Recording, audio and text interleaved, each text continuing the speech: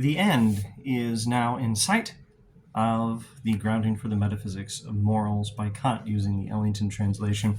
We've now specifically reached the end of the second section, and there's only one section after that in which I'm not likely to spend very much time, but we'll see. Let's wrap up the second section and look at Kant's transition to the third and largely review some Kant stuff, but it's a heck of a review. Kant says, an absolutely good will, whose principle must be a categorical imperative, will therefore be indeterminate as regards all objects, and will contain merely the form of willing, and indeed that form is autonomy. Well, that's a lot of Kant there. I don't know how to break this down into all the points he just reiterated. A good will means good intentions, and it means intentions that conform to moral law, not intentions that are good because of some particular thing we're trying to accomplish in a particular action, but, well, some particular thing we might hope to accomplish anyway. The intentions are good because they're in conformity with moral law. That's what makes an action moral. And acting on reason, not on desire or mere whim, is what a good will does. And that means free will, that means autonomy of the will. That means the ability to decide based on reason what is the right thing to do, not based merely on selfish desire. So this is the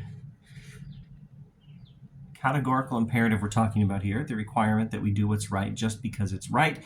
And the categorical imperative is a synthetic a priori proposition. It's best if I don't stop to explain what that means again. Go back a few videos if you don't know what that means. How such a synthetic practical a priori proposition is possible and why it is necessary are problems whose solution does not lie any longer within the bounds of a metaphysics of morals. In other words, if I understand him correctly, a metaphysics of morals is studying the nature, the structure, of morality itself. We're doing literally a metaphysics of morals. We're studying the nature of reality, and that reality we're studying the nature of is morality. Morality is real, and we're studying its nature. That's metaphysics of morals.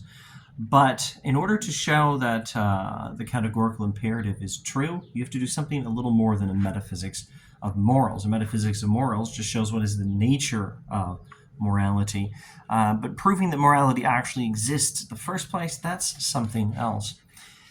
Furthermore, we have not here asserted the truth of this proposition, much less professed to have within our power proof of it. In other words, you have not, with all the, in this edition, 48 pages of the metaphysics of morals, actually shown that morality is real. We haven't shown that the categorical imperative is true. We've only done something else. We have not even said that we are able to show that it's true. We simply showed, by developing the universally accepted concept of morality, that autonomy of the will is unavoidably bound up with it, or rather is its very foundation, etc. Hence, this section, like the first, was merely analytic. In other words, what we've done so far is not proven that morality is real, or that the categorical imperative is true, and that this is a standard you should abide by. What we have proven is only that this is what morality means.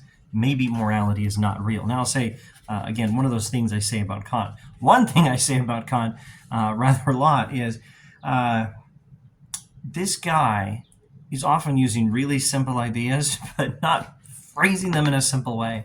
Another thing I say about Kant is he is a freaking genius who does better work than I think anyone ever did in figuring out the concept of moral law and what it means. And in particular showing how if there is such a thing as moral law, then the categorical imperative is true and all the other things he says about it. But he doesn't do as much to show that there is such a thing as moral law. He just helps us understand what is the nature of moral law, if it even exists in the first place. And here he's saying that that's exactly what he's doing. To show that morality is not a mere phantom of the brain, which morality cannot be if the categorical imperative with it, the autonomy of the will, is true and absolutely necessary as an a priori principle, we require a possible synthetic use of pure practical reason. In other words, morality might not even exist. There may be no such thing as moral law. The categorical imperative might not be true. And I haven't proven that it's true. I haven't even said that I can prove it. All I've proved is this is what morality means. If moral law exists, then the categorical imperative is true. That's the point. If moral law exists, the categorical imperative is true. Actually, that's a really good one-sentence summary of the first 48 pages of this book. If moral law exists, then the categorical imperative is true. But does it exist? That's something he has not proven. That's not something he's going to prove. He says here he has not proven it, and he's not even able to prove it, but he is able to look into the question a little bit and show a few things, and that's the point of the third section, as he announces in the last sentence of the second section. In the last section, we shall give the main outlines of this critical examination as far as sufficient for our purpose. The purpose, then, of the final section is to do what we can to investigate the question whether moral law actually exists. But we are not showing that it exists. He's still not going to prove it. He's just going to look into the question as much as he can. And he certainly has not shown it so far. What he has shown is only that if there is such a thing as moral law, then the categorical imperative is true. Thanks for watching.